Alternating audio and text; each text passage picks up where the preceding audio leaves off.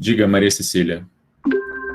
Oi, professor, rapidinho. Só uma questão de procedimento. Tem algum aplicativo que o senhor indica para a gente preencher o quadradinho? Que a gente estava tentando aqui ver qual ficaria mais fácil. A gente não. Vocês têm que ter não dá para fazer isso pelo celular. Vocês têm que fazer no computador e usar o Acrobat. Aliás, dá para fazer pelo celular se você baixar o app do Acrobat Reader no seu celular. Dá para fazer. É um pouco mais difícil. No computador é mais fácil. Mas é o aplicativo do Acrobat Reader, esse mesmo. Obrigadinho, só isso. Tem várias versões, mas qualquer uma gratuita que vocês baixarem aí, tem várias versões gratuitas, mas é isso. Muito bem. Felipe está aí? Bom dia, Felipe. Bom dia, gente. Bom dia, aí. Testem depois, gente. Testem depois se vocês conseguem fazer esse negócio de marcar, de fazer esse comentário como eu explico lá no videozinho. Tá? Que vocês vão precisar fazer com esse negócio, com esse aplicativo, para conseguirem fazer a marcação das respostas no gabarito, tá? Testem aí e tal, porque para vocês depois não terem dificuldade na hora de fazer a prova. A Milena acabou de me responder que é aluna de Teoria da Constituição, mas depois vocês avisem a ela que eu já resolvi o problema dela, tá certo? O problema dela, na verdade, era faltou usar uma régua para ver que a matrícula dela não era do zero, da nota zero. Tá? Muito bem. Ok, gente, a gente falou de ADI na última aula, e aí, para a gente poder fazer essa prova de manhã, eu preciso terminar controle de constitucionalidade. Então, eu vou falar das 3 outras ações, que são bem mais rápidas do que a ADI, já que a ADI eu já falei todo o procedimento. E já adianto para vocês o seguinte, a ADI, controle de constitucionalidade, melhor dizendo, é uma matéria que vai ter mais de uma questão nessa prova. Ok? A prova já está pronta, inclusive, né, Catarina? Então, controle de constitucionalidade, vocês podem saber que vai ter mais de uma questão, com certeza mais de uma questão, na prova de Teoria da Constituição sobre essa matéria, que é um trem que vocês têm que saber. Tá certo? Ok, vamos lá. A ação declaratória de constitucionalidade, como eu estou colocando aí, ela não estava na redação original da Constituição. Ela foi criada pela Emenda Constitucional 3 de 93 e ela foi criada com um objetivo muito claro. Em 1993, no começo dos anos 90, o Brasil ainda passava por uma série de problemas com inflação e vários planos econômicos haviam sido tentados no final dos anos 80 e nos primeiros anos dos anos 90, e esses planos econômicos, eles destruíram aposentadorias e pensões de um monte de gente. Quem já estava aposentado ou recebia pensão nessa época, perdeu muito dinheiro. Meu pai, por exemplo, nessa época, ele tinha uma aposentadoria, eu não lembro, menor ideia de que moeda que era nessa época, mas, tipo, se fossem 10 unidades, 10 salários mínimos, a aposentadoria dele caiu para 3. Foi uma coisa nessa proporção. E aí o que acontece? Um bando de gente começou a juizar ações questionando a constitucionalidade, questionando a verdade, pedindo que as aposentadorias e pensões elas fossem revistas para que elas pudessem voltar a ter um valor proporcional na nova moeda que se instaurava naquela época. Eram várias, cruzeiro, cruzado, cruzado novo, enfim. E, incidentalmente, eles pediam que fossem declarados inconstitucionais alguns desses planos econômicos. Os juízes, fazendo controle difuso de constitucionalidade, muitas vezes davam a essas pessoas ganho, e essas pessoas conseguiam que com o juiz condenasse o INSS a pagar os atrasados e ainda aumentar a aposentadoria e as pensões. Com isso, o governo federal naquela época começou a ter uma série de prejuízos, reveses no país inteiro, milhares de ações, todas elas condenando o governo, invariavelmente condenavam o governo. Aí, alguém teve a brilhante ideia de propor essa emenda constitucional, foi o presidente na época, o Fernando Henrique Cardoso, em que ela tinha a emenda constitucional tinha dois assuntos. Ela criava um novo imposto, tecnicamente uma contribuição social, mas enfim. Ela criava um novo tributo, que era a CPMF, ou seja, aumentava a arrecadação, e, de outro lado, ela criava a ADC. E aí você pode pensar, esses dois assuntos não têm nada a ver uma coisa com a outra, mas, na verdade, eles estão diretamente relacionados. Porque, por um lado, a União aumentava a sua arrecadação, ela aumentava o seu dinheiro, né, o dinheiro em caixa, e, por outro lado, a ADC, ela fazia com que fosse proposta uma ação diretamente no STF, de controle concentrado, mas cujo objetivo não era para que a lei fosse declarada inconstitucional, mas, ao contrário, para que a lei fosse declarada constitucional. Ao argumento de que o fato de haver milhares de ações tratando sobre aquilo em todo o país, questionando constantemente aquela lei, gerava uma insegurança jurídica e, portanto, eu precisava que o STF declarasse que a lei, no caso da ADC, que a lei é constitucional, porque uma vez que o STF declara que a lei que o STF dá uma decisão em controle concentrado, essa decisão ela se aplica a todo mundo de cima para baixo. Ok? Então, de um lado, o governo aumentava a sua arrecadação com a CPMF, de outro lado, ele criou uma ação em que, ao invés de ficar deslocando advogados da União no país inteiro para ficar defendendo a União e a INSS contra essas ações, eu fazia uma ação só lá no STF e de cima para baixo eu resolvi o problema. Porque uma vez que o STF declarasse essa lei constitucional, todos os processos no país inteiro em que essa lei estivesse sendo questionada, processos que estivessem acontecendo e processos do futuro, automaticamente teriam que se submeter à decisão do STF. Ficou claro isso? Deu para entender? Essa origem é importante para a gente poder entender que a ADC ela é pouquíssimo usada, a gente tem pouquíssimas ADCs, e ela normalmente ela é utilizada pelo governo, por quem está no governo, querendo defender alguma medida, normalmente alguma coisa bem pouco popular, alguma coisa bem impopular, e que, portanto, está sendo questionada, e o governo, então, de cima para baixo, tá, resolve o problema.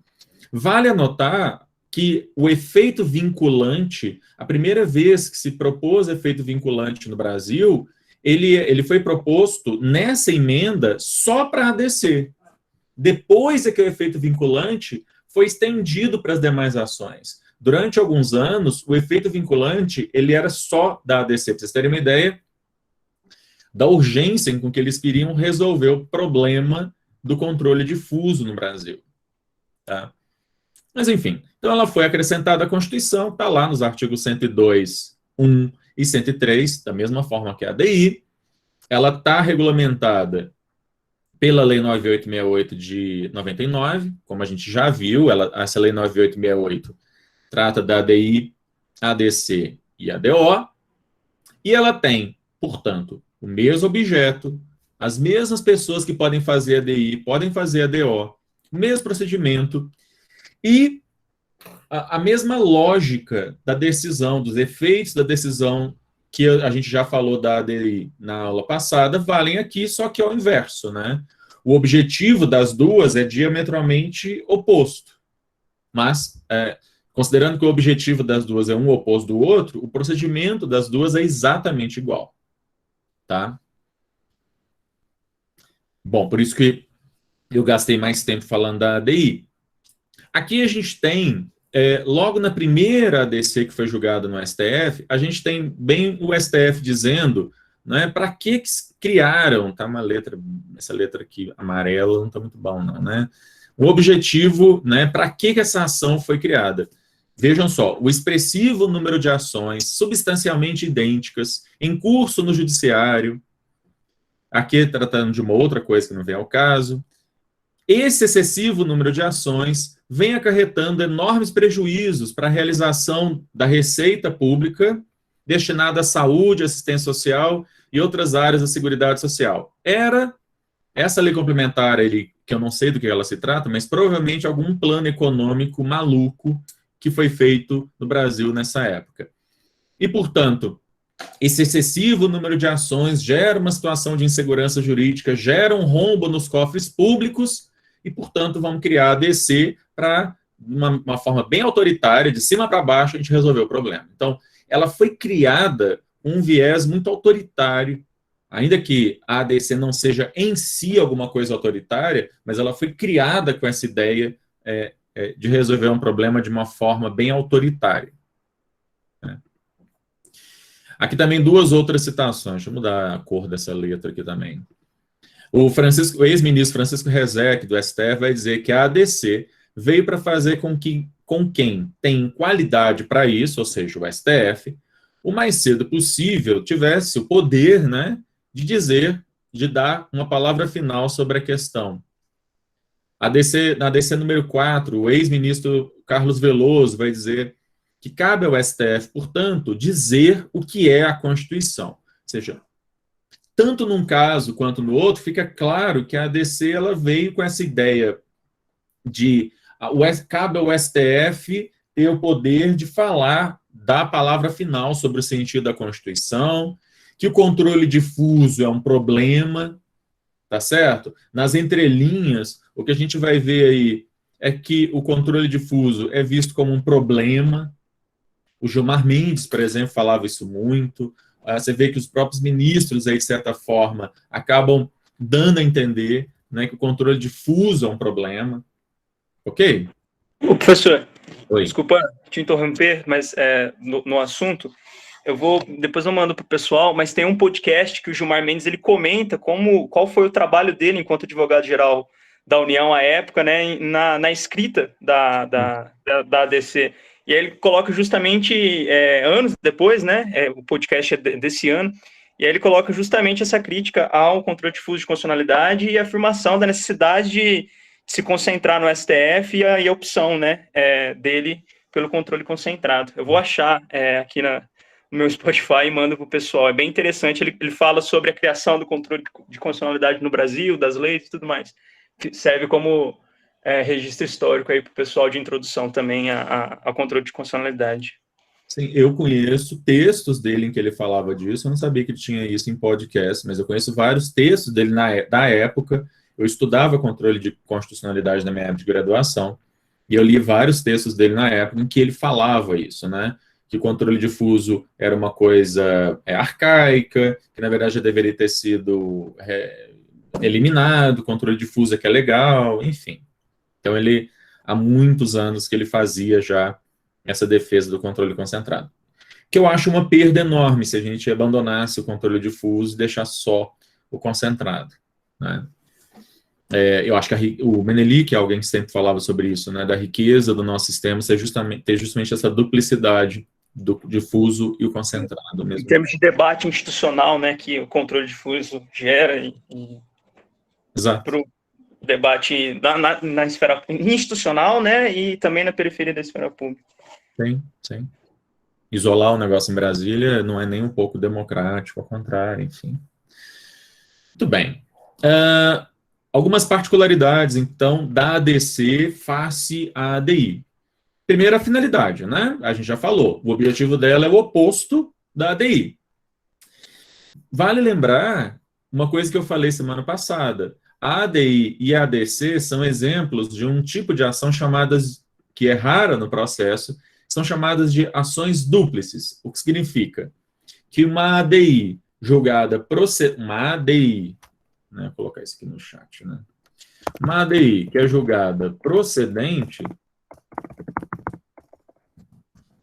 ela declara a lei, né? Declara a lei inconstitucional. ADI julgada improcedente, o STF está, então, declarando que a lei é constitucional. Ok? E aí vocês podem inverter isso aí para ADC. Eu não vou colocar aqui no chat, mas é exatamente o contrário. Uma ADC julgada procedente significa que o STF está dizendo que a lei é constitucional. Uma ADC julgada improcedente significa que o STF está dizendo que a lei é inconstitucional. Para ser julgada procedente, eu preciso de maioria simples, 6 dos 11 ministros. Ok, gente? Eu coloquei isso, inclusive, aqui no chat da semana passada.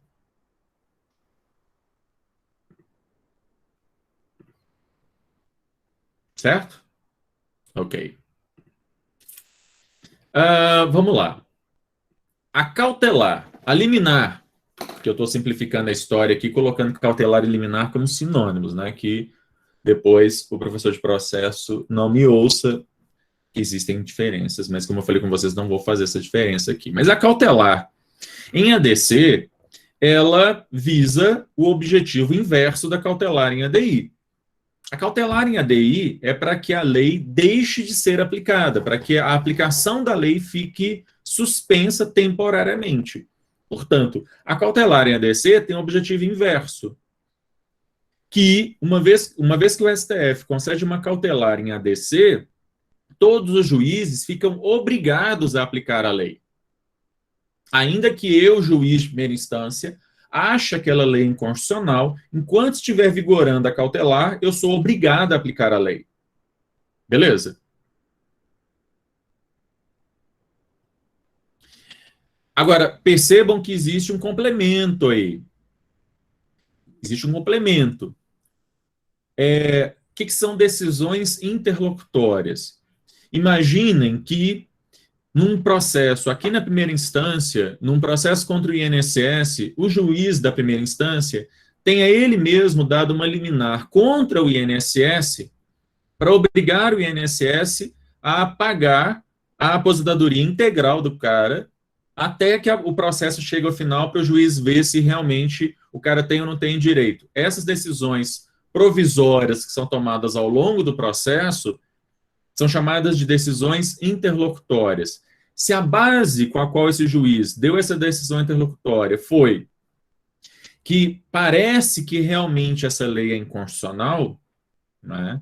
Quando o STF, lá em cima, lá em Brasília, no começo da ADC, dá uma liminar, obrigando todos os juízes a aplicar a lei, não só ele obriga todos os juízes a aplicarem a lei, mas quaisquer decisões provisórias dadas em outras instâncias, contrárias à lei, essas decisões provisórias, elas vão ficar suspensas.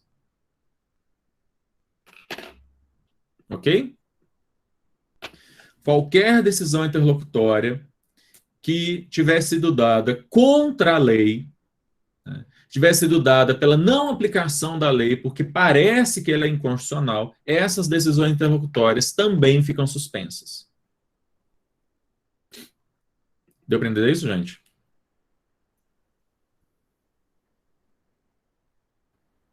Por que suspensas? Porque existe toda liminar é sempre dada de forma provisória. Repito. Ok, Arthur? Toda liminar é sempre dada de forma provisória. Então, aquela liminar que o STF está dando em ADC, pode ser que ele mesmo, o STF, revogue essa liminar. Tá? Então, por isso que suspende, porque se a decisão liminar do STF for revogada, a decisão aqui embaixo, que tinha ficado parada, volta a valer. Então, vamos lá. Deixa eu repetir aqui, então. A cautelar, dada em ADC, ela tem dois objetivos. Primeiro, dali em diante, enquanto essa cautelar do STF estiver valendo, todos os juízes e tribunais do país inteiro são obrigados a aplicar a lei. Aí, tá aí, ok? A segunda consequência é, uma vez dada a liminar pelo STF, todas as liminares dadas em instâncias inferiores ficam suspensas. ok? Todas as liminares em instâncias inferiores dadas contra a lei ficam suspensas. É isso. Então, é um baita de um poder que é dado ao STF. Numa época, lá nos anos 90, em que havia gente... E essas ações, algumas tem até hoje. Eu me lembro que eu, pouco depois de formar, eu fiz uma dessas ações para meu pai. Ele morreu sem que tivesse de decisão nessa ação. Acho que minha mãe recebeu esse complemento já como pensão quando meu pai morreu. Mas eu fiz uma ação dessa para meu pai. Porque havia milhares de ações por causa dessas perdas decorrentes de planos econômicos. Não é? Enfim. É isso. Opa. É isso. Então, fora isso, a ADC é igual. Eu vou ter amicus curiae, eu vou ter aquelas questões lá de interpretação conforme a Constituição, declaração de nulidade sem redução de texto. Em princípio, né, todas aquelas questões podem ser aplicadas aqui na ADC. Tá? ADO. Ação direta de inconstitucionalidade por omissão. A ADO, ela é prevista na redação original da Constituição, 102.1, 103, Lei 9868. Ela pode ser proposta pelas mesmas pessoas que podem propor a ADI, igualzinho. Estou repetindo, mas é só para dizer que é igual. O que ela tem de diferente? A finalidade dela é diferente. Para que eu faço uma ADO? A ação direta de inconstitucionalidade por omissão, ela é uma novidade no Brasil, com a Constituição de 88, não havia isso antes de 88. E ela é inspirada no direito constitucional português, que tem uma ação desse tipo lá, e que o objetivo dela é o seguinte: a Constituição dá uma série de direitos, fala de um monte de coisas, e muitas vezes, principalmente em países como o Brasil, isso ficava enfeitando a Constituição. Tá certo? A Constituição ficava lá sendo enfeitada, porque a Constituição falava que as pessoas tinham direito a X, Y, Z coisas, mas enquanto o Congresso não legislasse, ou às vezes já havia a lei feita pelo Congresso, mas faltava o Executivo regulamentar aquela lei. Então, às vezes, o problema era omissão do Legislativo, ou às vezes a omissão era do Executivo. O fato é que, por causa da omissão de um ou de outro, eu não podia exercer aquele direito fundamental, e aquilo ali ficava só enfeitando a Constituição. Ok? Então, a ADO, a ação direta de inconstitucionalidade por omissão, assim como o mandado de injunção, que é uma ação que a gente vai estudar, né, no semestre que vem, mas por enquanto vamos ficar aqui com a ADO. A ADO é uma ação que foi criada com o objetivo de dar maior efetividade à Constituição, na ideia de que a omissão do legislador ou do executivo, ao não dar cumprimento à Constituição, é inconstitucional. Então, nas duas ações que a gente estudou até agora, a gente está falando de uma inconstitucionalidade por ação, porque o legislador fez alguma coisa. Aqui a gente está falando de uma inconstitucionalidade por omissão. Ou seja, o fato dele não ter agido viola a Constituição, porque ele deveria ter agido. Ok? Beleza. Um caso que eu comentei na semana passada, né, da DO 26, que é sobre a questão da criminalização da homofobia e da transfobia, fala justamente sobre isso, fala justamente sobre um caso em que a ideia de que o Congresso deveria ter feito uma lei falando sobre a criminalização da violência contra pessoas LGBT e não fez. Então, é justamente disso que a gente está falando. Bom, então, a omissão, ela pode ser total, quando falta a lei por inteiro, né? Existe uma previsão de que seja feita a lei, mas ela foi integralmente desconsiderada pelo legislador ou pelo executivo, tá certo? Pode ser que o legislador até tenha feito a lei, mas o executivo é que não tenha regulamentado. Então, se não tem nada, a omissão é total. A omissão ela é parcial quando a lei deveria tratar das situações A, B e C e tratou somente A e B. Por exemplo, e aqui eu estou usando o exemplo de Gilmar Mendes, para não dizer que eu estou copiando, não é, o exemplo é dele mesmo. Por exemplo, a Constituição diz que todos os anos os servidores públicos civis e militares têm que ter uma lei falando sobre reajuste de salário, tá? Para simplificar muito a história aí. Eu tenho que ter uma lei que preveja o reajuste de salário de servidores públicos civis e militares. Se é feita uma lei que só dá aumento para os servidores públicos militares, essa lei tem uma omissão parcial. Ok?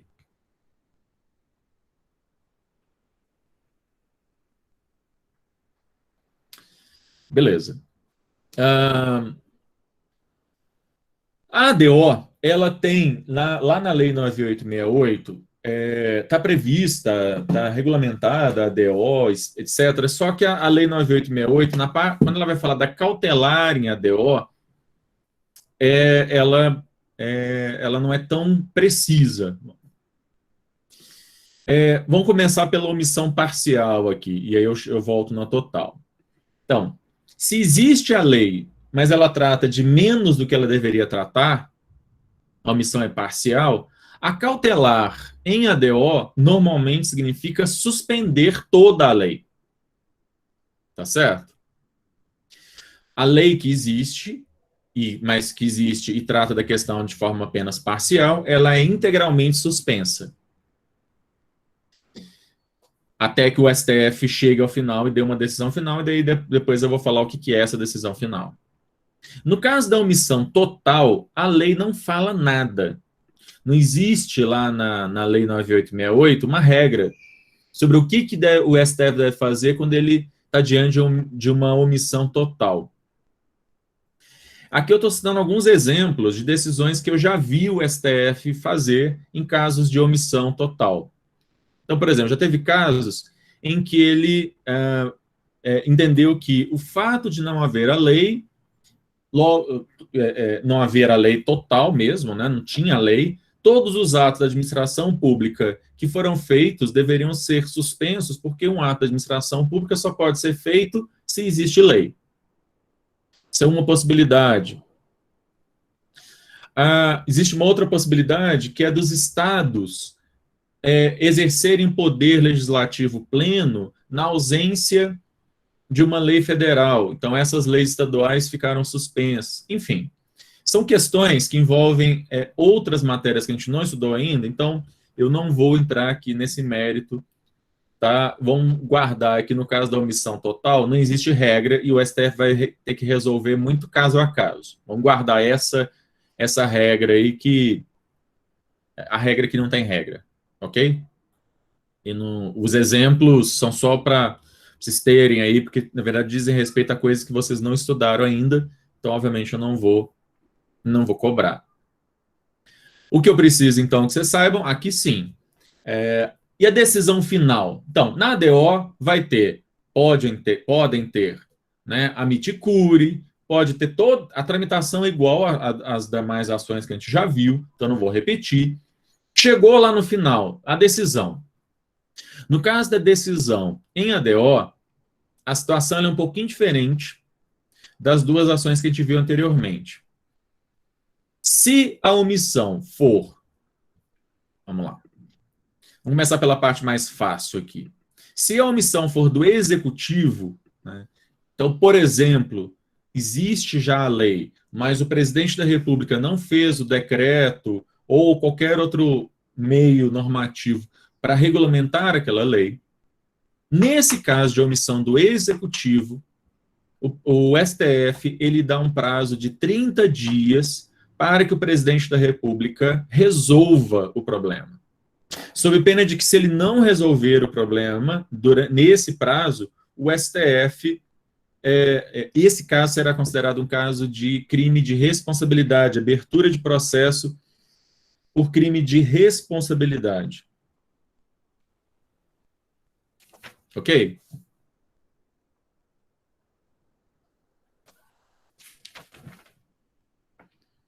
Estou tentando aqui só achar o artigo.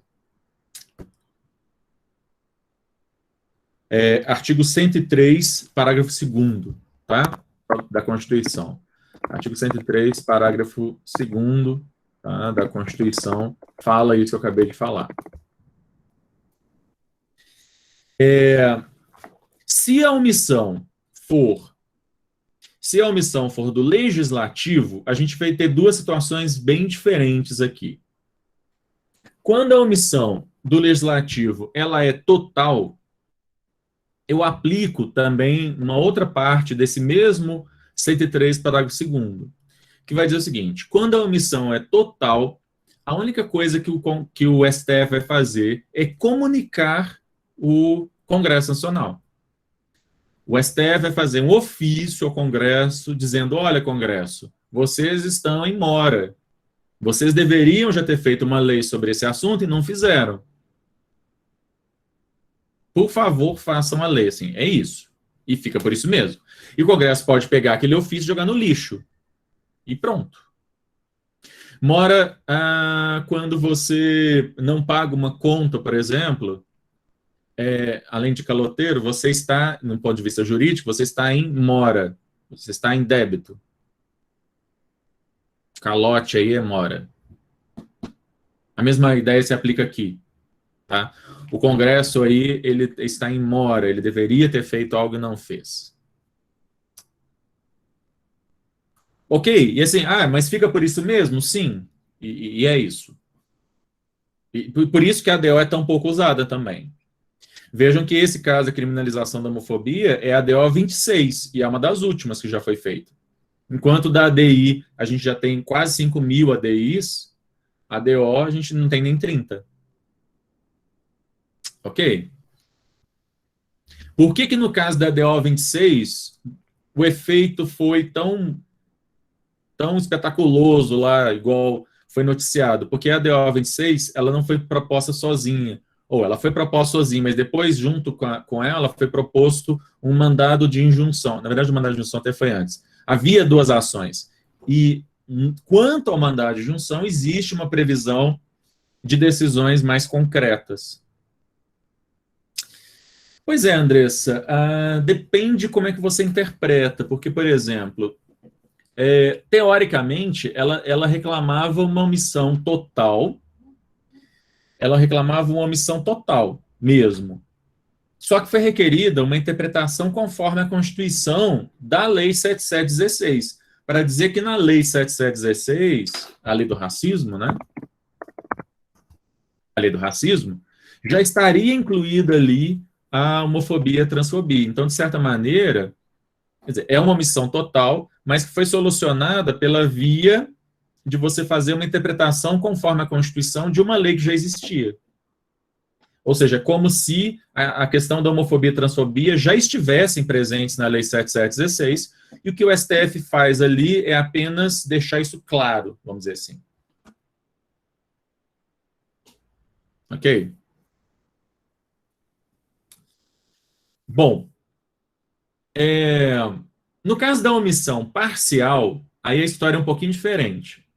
No caso da omissão parcial, o STF entende que ele, ao resolver a omissão parcial, ele poderia estender para a parte que ficou de fora da lei as mesmas disposições, ou equivalente a elas, do que está previsto na lei. Então, seria uma decisão aditiva, vamos dizer assim, né, em que o STF iria estender para situações não previstas aquilo que está previsto na lei.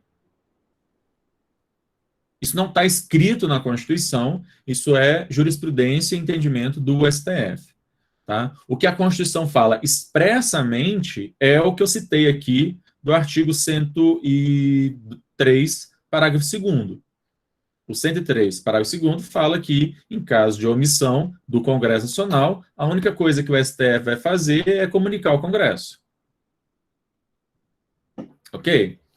O STF é que entende que, havendo uma omissão parcial, ele teria o poder de dar uma decisão aditiva, estendendo para a parte não prevista para os assuntos não previstos, aquilo que já está previsto na lei.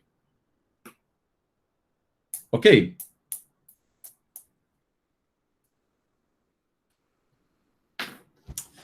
Beleza.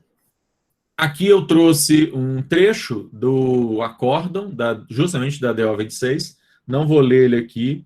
Eu vou deixar esse slide disponível para vocês assim que a aula terminar. Então, vocês podem ler ele depois. E aí eu quero terminar falando da DPF. A DPF, arguição de descumprimento de preceito fundamental. Cuidado com o nome aí, viu, gente? Todas são A, D, mas o A, D podem significar palavras diferentes aí nessas siglas, né? Então, a arguição de descumprimento de preceito fundamental, ela é uma ação que ela está na redação original da Constituição, mas ela só começou a ser utilizada, ela só passou a ser aceita pelo STF quando houve a regulamentação dela pela Lei 9882. Então, existe uma lei só para a DPF. As outras 3 ações que a gente estudou antes estão regulamentadas pela 9868. A 9882 cuida exclusivamente, tá, da ADPF.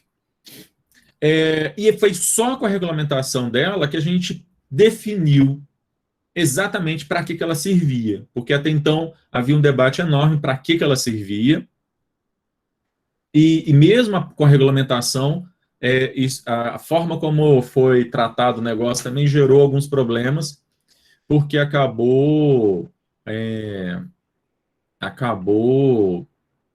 tendo um veto horroroso, que eu vou mostrar aqui, que foi uma atrapalhada enorme. Mas, enfim, ela tem os meios legitimados para ADI, ADC, etc., o mesmo procedimento e decisão. O tipo de decisão aqui é muito parecido com tudo que a gente já viu. Então, o que eu vou destacar aqui na DPF é o que ela tem de diferente, porque, no mais, ela é muito parecida com a ADI.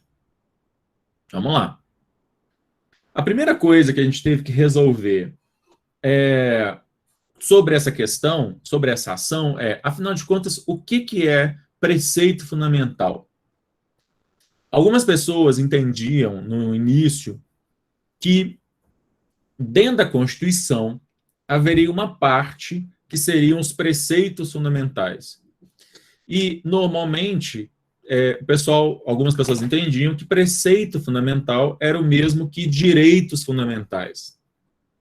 E se preceito fundamental é a mesma coisa que direitos fundamentais, então eu poderia estabelecer uma hierarquia dentro da Constituição, em que haveria partes mais fundamentais e partes menos fundamentais. Tudo aquilo que não fosse sobre direitos fundamentais seria menos, ou tudo aquilo que não fosse sobre direitos fundamentais seria menor, né? Eu teria uma hierarquia dentro da Constituição. Isso é um problema.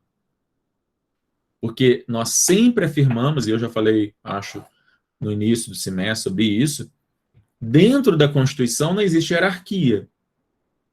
Tudo que está dentro da Constituição está exatamente no mesmo nível, tá certo? A Constituição é a norma superior a todas as demais normas, mas dentro da Constituição está tudo no mesmo nível, tudo no mesmo patamar. Se eu começo a estabelecer uma hierarquia dentro da Constituição, daqui a pouco eu começaria a questionar se uma parte não fundamental poderia ser declarada inconstitucional face a uma parte fundamental. E isso aí começa uma bagunça enorme. Porque daí eu teria uma norma constitucional e inconstitucional, ok? Isso seria uma confusão imensa e quebraria essa unidade que a Constituição possui. Ou seja, a resposta a o que é preceito fundamental? Preceito fundamental é qualquer coisa que esteja na Constituição. Ok? Qualquer parte que esteja na Constituição é preceito fundamental, de tal maneira que não existem coisas mais fundamentais que outras dentro da Constituição. Certo? Ok. Aí eu chego nessa questão aqui do veto. Para falar sobre a questão do veto, deixa eu só parar de compartilhar isso daqui, eu quero mostrar para vocês a lei. Para mostrar para vocês como é que não se faz as coisas, né? Para mostrar para vocês a atrapalhada que foi feita quando houve a regulamentação dessa lei. Está aqui, então, a Lei 9882. Aqui. Podem propor a DPF. Aqui o artigo 2º, que eu quero mostrar para vocês. Podem propor a DPF. Inciso 1º, os legitimados para a ADI. Beleza. Isso aqui, então, tá ok. Podem fazer a DPF, as mesmas pessoas que podem fazer a ADI, ótimo, assim como qualquer outra ação. Inciso 2, vetado.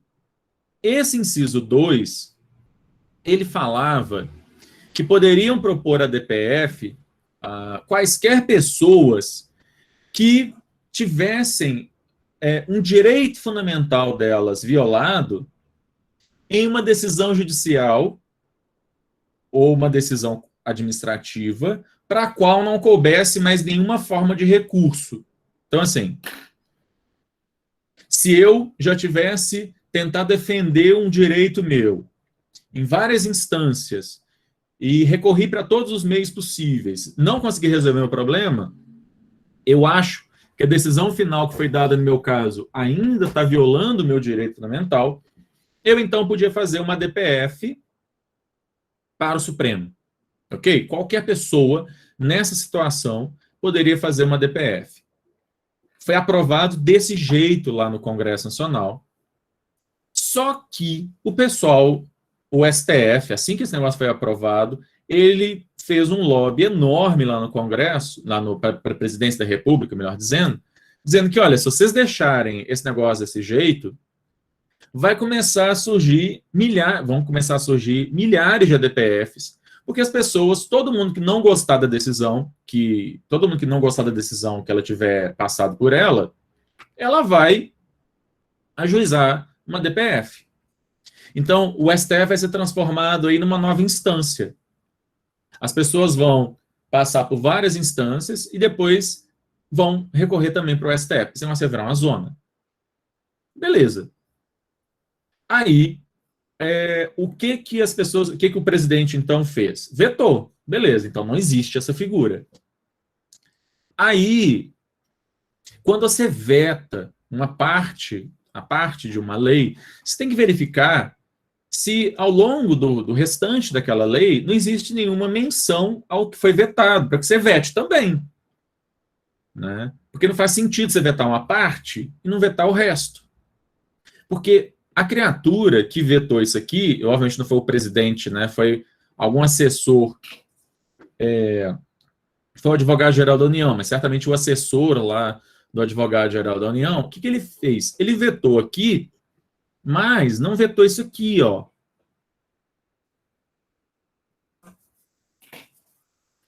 Porque está escrito assim, na hipótese do inciso 2. Aí você pergunta, que inciso 2? Certo? Cadê esse inciso 2? Se o trem foi vetado. Ok?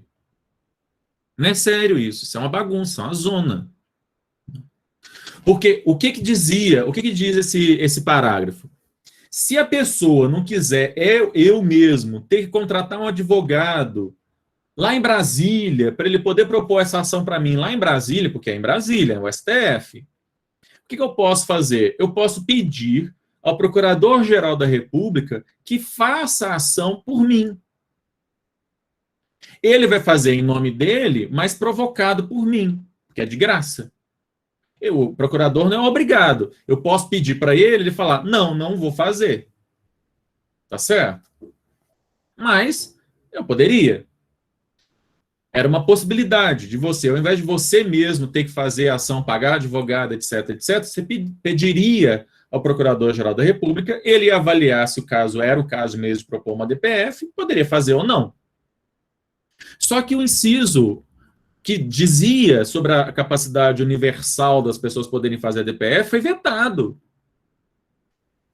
Então a gente fica com essa coisa capenga, em que aí a doutrina e depois então a jurisprudência tiveram que adaptar o negócio.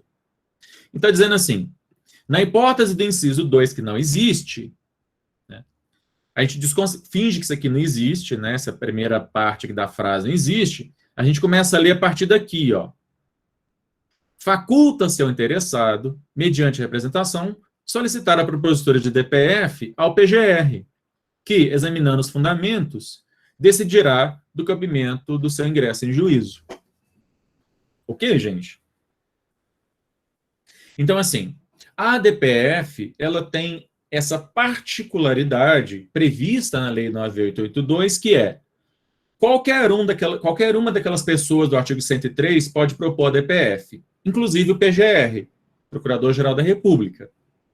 Mas o PGR pode propor essa ação porque deu na telha dele de querer fazer essa ação, ou porque a dona Maria escreveu uma cartinha, um e-mail, mandou um zap para o Aras, pedindo para ele fazer a DPF, e ele então resolveu fazer a DPF.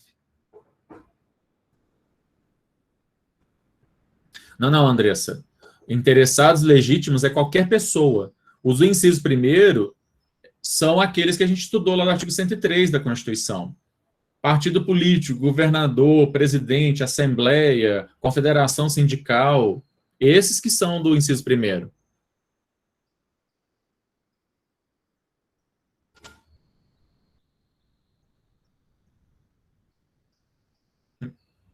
Claro isso?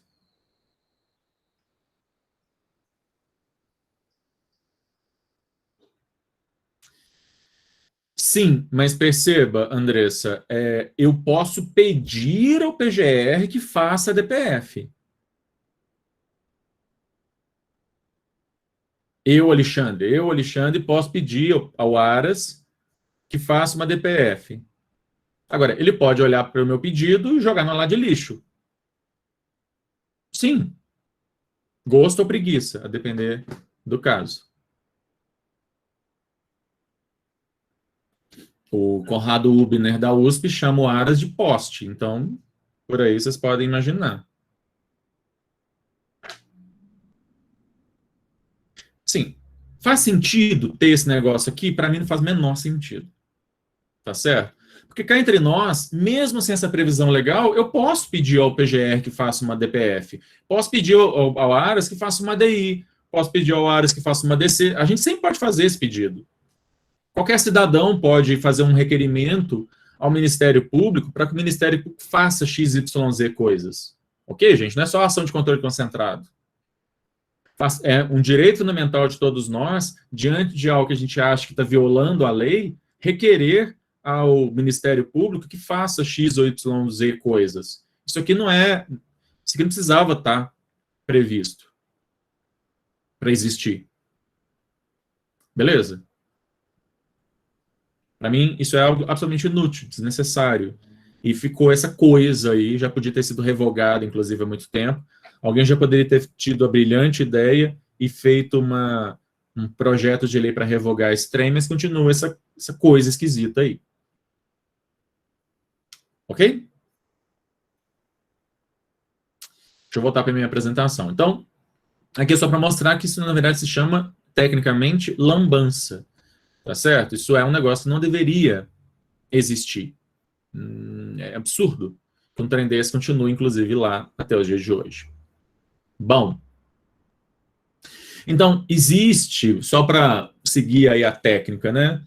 Para dizer um negócio bonitinho. Existe a DPF direta, como a DI, etc., igualzinho. Existe essa forma indireta maluca, que para mim não faz o menor sentido, mas existe. Quando vocês virem falar, então, de ADPF indireta, é essa, da Dona Maria pedir ao PGR que faça uma ADPF. Só que uma vez que o PGR faça a ação, ajuize a ação é dele. Quem aparece como autor da ação não é a Dona Maria, é o PGR. Ok? E dali para frente, a ação segue exatamente o mesmo trâmite de qualquer ação de controle concentrado. Então, o fato de ter sido a Dona Maria que pediu para ele, faz a menor diferença. Certo?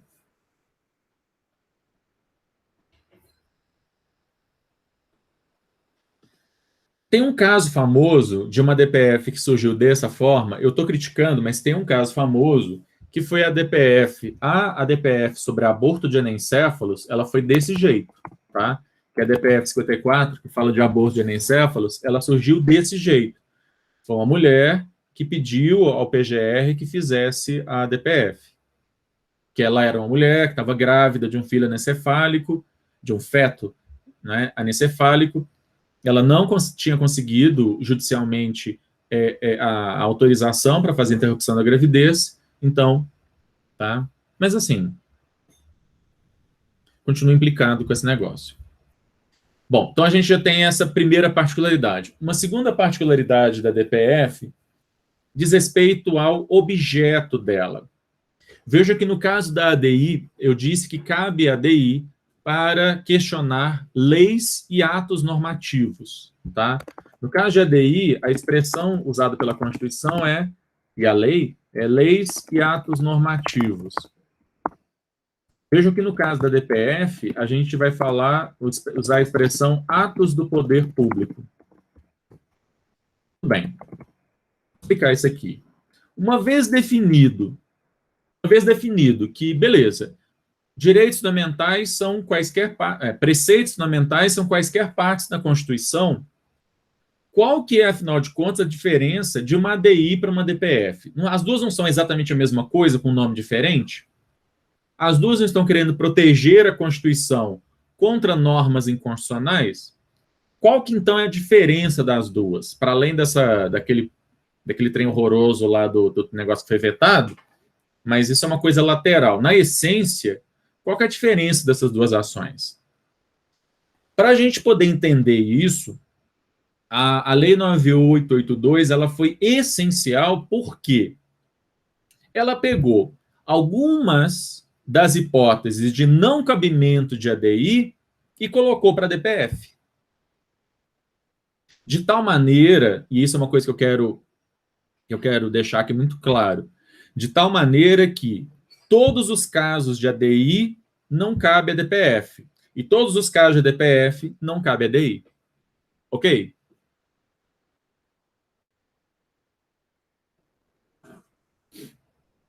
Ok, gente?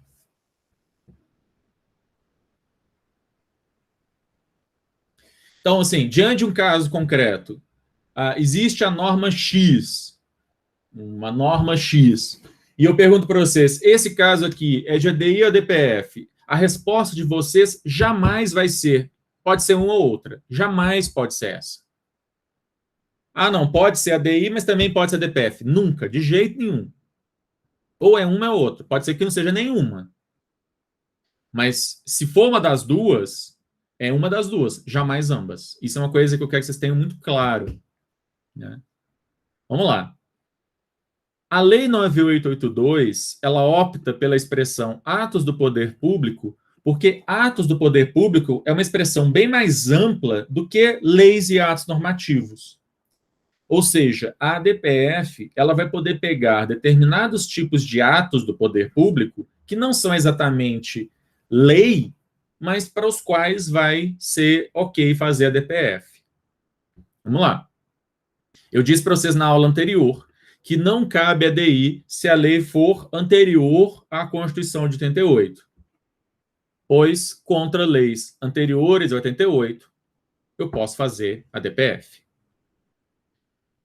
Eu acabei de falar de um caso desses. Por que no caso de aborto de anencéfalos, foi questionado o artigo X do Código Penal, que fala sobre aborto, por que não foi feita uma ADI? Para que aquele artigo lá fosse declarado inconstitucional? Porque aquela parte do Código Penal é da redação originária da Constituição, do Código Penal, que é de 1940. Ok? Então, por que foi a DPF 54? Porque era um artigo de 1940. Se esse artigo do Código Penal, que fala lá sobre aborto, ele tivesse sido alterado em 2016, não seria DPF. Teria que ser uma ADI. Ok? Todo mundo? É simples assim. Sim, Ana Júlia, mas perceba, é um caso de não recepção.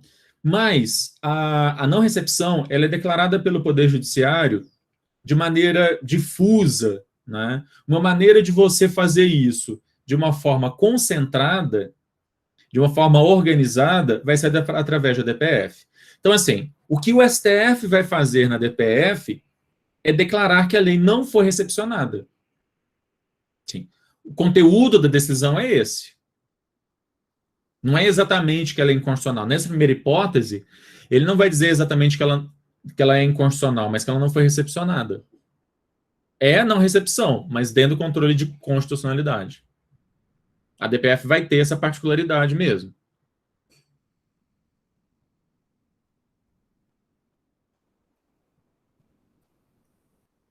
Ok? A lei de imprensa, que eu falei para vocês quando eu estava falando do Brasil, do constitucionalismo no Brasil, né? A lei de imprensa, que é de 1967, eu acho que esse é o ano da lei, mas não lembro de cabeça. A lei de imprensa da época da ditadura, ela foi declarada integralmente não recepcionada pelo STF. Onde? Numa DPF. Tá?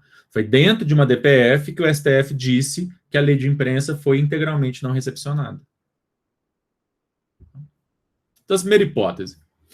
Segunda, alguns atos normativos não abrangidos por ADI. Eu falei para vocês que eu posso fazer ação de controle concentrado desde que a norma seja geral e abstrata. Só que, na ADI, eu listei emendas à Constituição, lei complementar, lei ordinária, medida provisória, resoluções do Senado, resoluções e decretos legislativos do Congresso. Agora, e se o caso for um decreto? Se for um decreto do presidente da República, se for uma portaria do Ministério da Fazenda, se for uma resolução do CEP, não existe mais CEP, acabou de ser extinto na UFOP, uma resolução do CUNE, que são atos normativos, só que não são atos normativos feitos pelo Legislativo. São atos normativos feitos pelo presidente da República, pelo governador, pela reitora, pelo ministro da Fazenda. Em todos esses casos, não cabia ADI. Tradicionalmente, o STF não permitia ADI nesses casos. Vai caber a DPF. Ok, gente?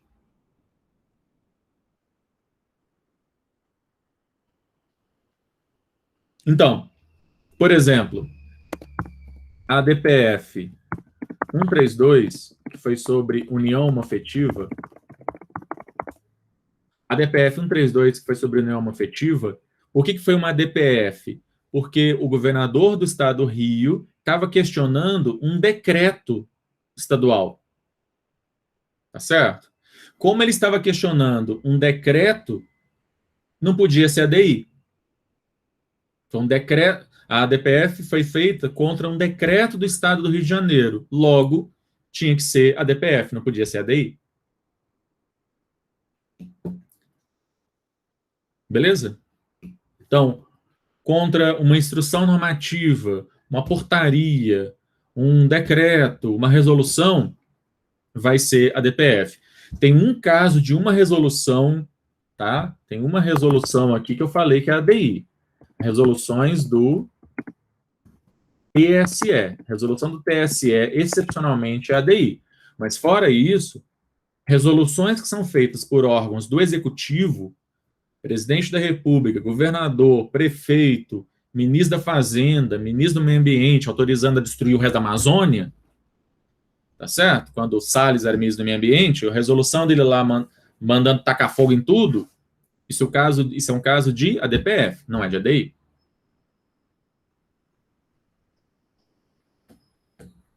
Beleza?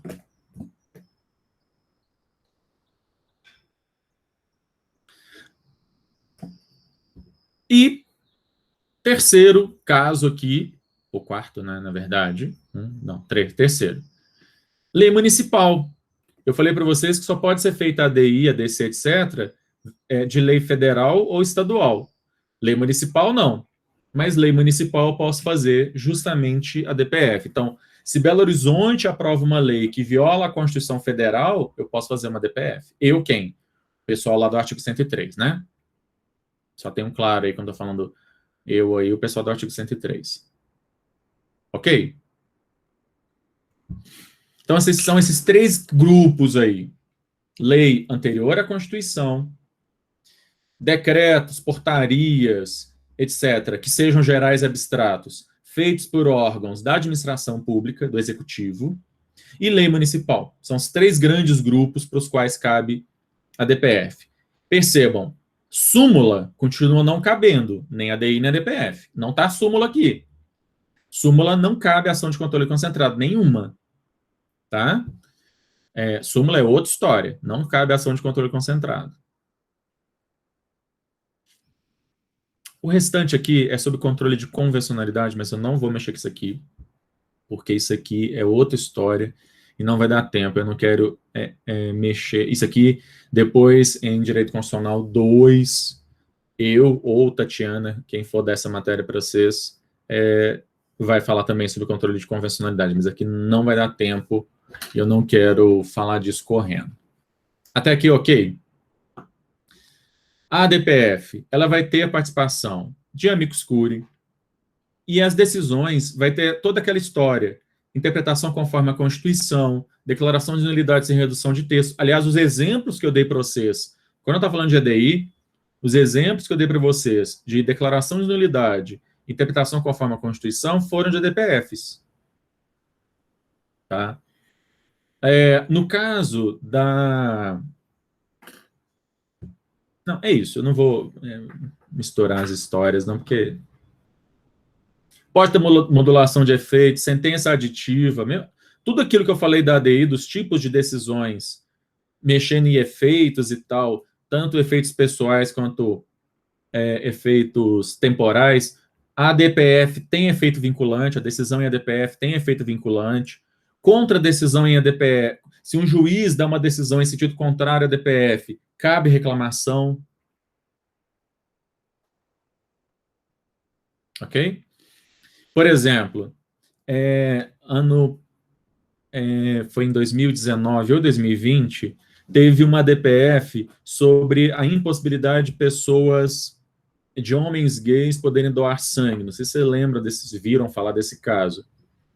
E o STF deu a decisão, mas o Ministério da Saúde continuou insistindo em proibir.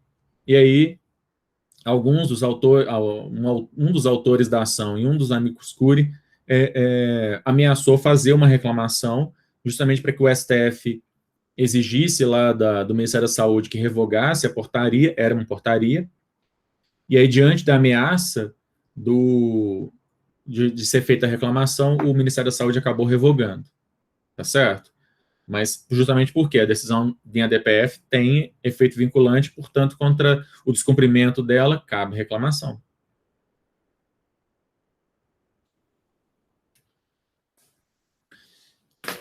Bom, controle de constitucionalidade é isso, e eu sei que é muita coisa, tá? Eu vou mandar para vocês.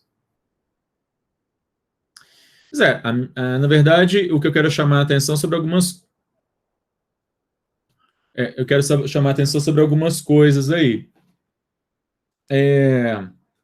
Na verdade, Ana Júlia, esse negócio é uma coisa totalmente... uma discussão que não fazia o menor sentido e era utilizado só politicamente por grupos conservadores, porque obviamente não fazia o menor sentido a discriminação que era feita por essas portarias. Vamos lá, eu só queria chamar a atenção aí para algumas coisas, né? Na matéria de vocês, ela está abrangendo aí a Alemanha, né? Brasil, constitucionalismo no Brasil, dinâmica constitucional e controle, aliás, esqueci de uma outra coisa ali, poder constituinte e controle de constitucionalidade. Ok. Sobre a parte da Alemanha, o que eu acho que é mais importante aí de vocês guardarem, me parece, menos a parte histórica e mais a discussão que aqueles autores fizeram, principalmente na época da Constituição de Weimar, ou seja, a discussão do Kelsen com Schmitt, por exemplo, o Heller, o Smend, tá certo? Acho que essa discussão, no caso da Alemanha, a questão aqui é mais sobre essa discussão que esse pessoal estava fazendo, o Kelsen e tal, do que a parte histórica propriamente dita. Não vou ficar cobrando a parte histórica da Alemanha. No caso do Brasil, aí sim, a questão histórica é importante, ou seja, as questões envolvendo as constituições, né, do Brasil. A questão lá do Império, da Constituição, né, como é que era a Constituição do Império, da Primeira República, a Constituição de 34, com o Estado de Bem-Estar Social, o golpe do Getúlio com o Estado Novo, a restauração da democracia na Constituição de 46, aí vem o golpe militar, os atos institucionais, o fim da ditadura com a Assembleia Nacional Constituinte e a participação popular na Assembleia Nacional Constituinte. Obviamente que eu não estou falando tudo que a gente falou aqui, né, mas no caso do Brasil, essa parte histórica das constituições, da dinâmica das constituições é importante, né? Tá fora de ordem ali, porque, na verdade, depois disso, eu acho que eu fui para poder constituinte. Aí, bom, poder constituinte, gente, vocês têm que saber o que é poder constituinte originário, derivado e decorrente, as diferenças em cada um deles, os requisitos para você fazer uma emenda à Constituição, os limites do poder dos estados de fazerem suas próprias constituições. Tem jeito, tem que saber mesmo essas questões. Dinâmica constitucional, saber a revisão, a recepção, né, que foi mencionado agora há pouco ali, o que é recepção, né, de normas anteriores à Constituição, o que é a desconstitucionalização, quando uma norma formalmente constitucional prevista na Constituição anterior não é prevista na nova, mas não é incompatível com ela, então essa matéria foi desconstitucionalizada, sofreu aí, né, um downgrade. E o que é mutação constitucional, ou seja, a mudança da norma constitucional, seja pela mudança de sentido dessa norma, porque houve uma evolução, entre aspas, né, seja pela mudança efetivamente do texto. E aí vem controle de constitucionalidade. Vamos lá, eu não sei se vocês, espero que sim, né, tá? Que vocês já tenham dado uma olhada aí na matéria. O que vocês têm de dúvidas? Inclusive, eu não sei se o Felipe ainda está por aqui, mas eu imagino que vocês já tenham tido, inclusive, monitoria com ele. Tá aí, Felipe. Sim. A gente teve uma monitoria no sábado e hoje vamos ter outra também. Lembrando, pessoal, aproveitando o momento aqui para lembrar que 4 horas da tarde. Muito bem.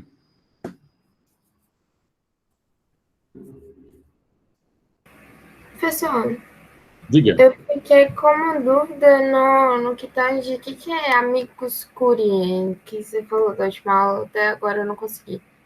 Vamos lá. O amicus curiae, ele vem do direito constitucional americano, né, amigo da corte, são pessoas ou pessoas físicas ou jurídicas, né, que eles pedem para entrar no processo de controle concentrado.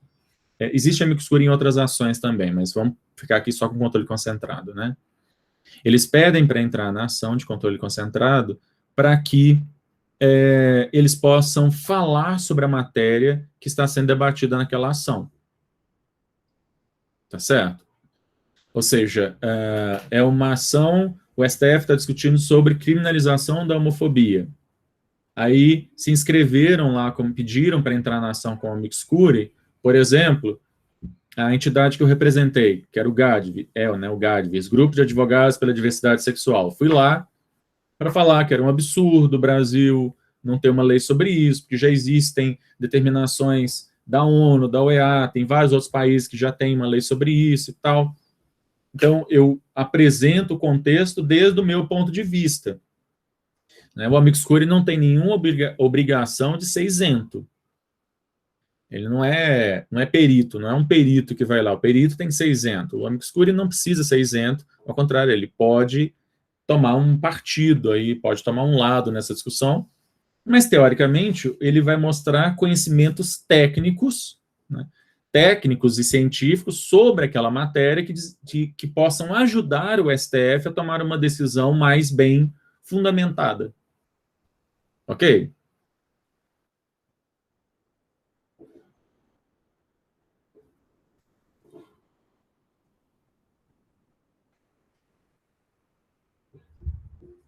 Ana Júlia?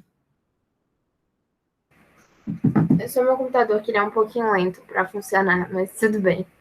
Ok, então, assim, eles têm, uma vez que eles forem aceitos, podem não ser aceitos, mas uma vez que eles sejam aceitos, eles podem fazer petições, eles podem participar no dia da audiência, né, no dia do julgamento, fazer sustentação oral, e a ideia é de que eles contribuam para o debate. Essa é a ideia. Tá? A pergunta da Ana Catarina.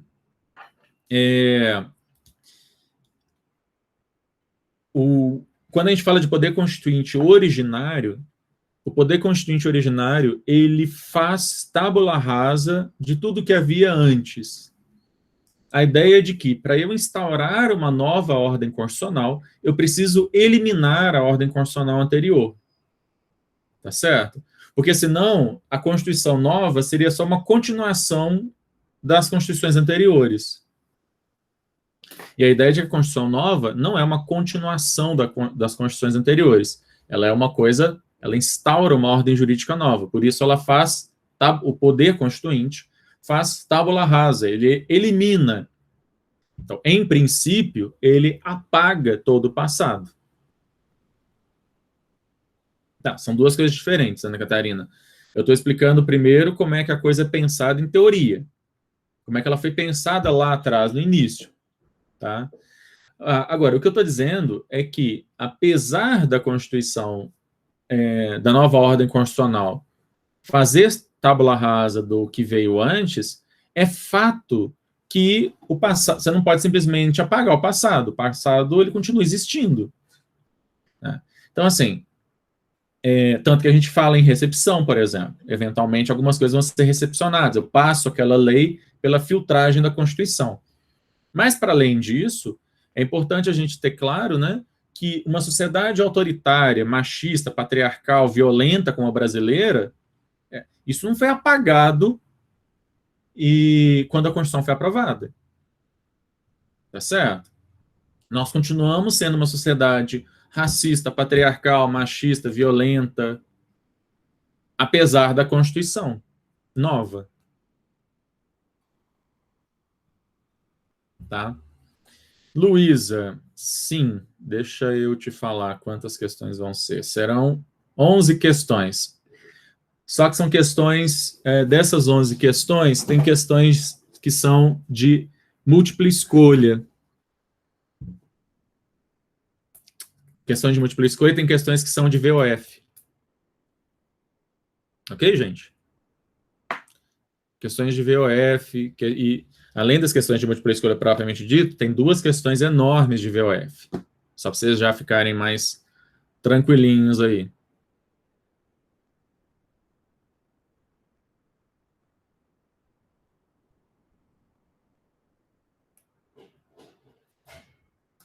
Obviamente, vocês não precisam de um milagre, vocês vão ter, inclusive, monitoria hoje à tarde. 8h20.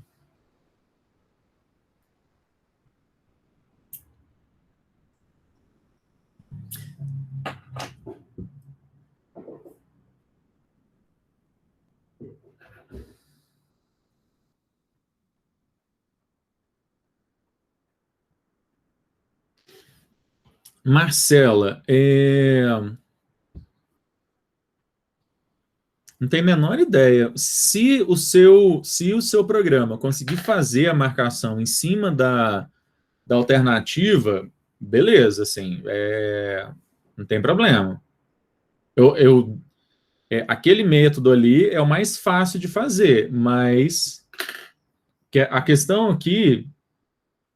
Deixa eu pegar uma prova antiga, não a de vocês, né? para mostrar para vocês. Deixa eu parar de gravar, porque isso obviamente não precisa ficar gravado.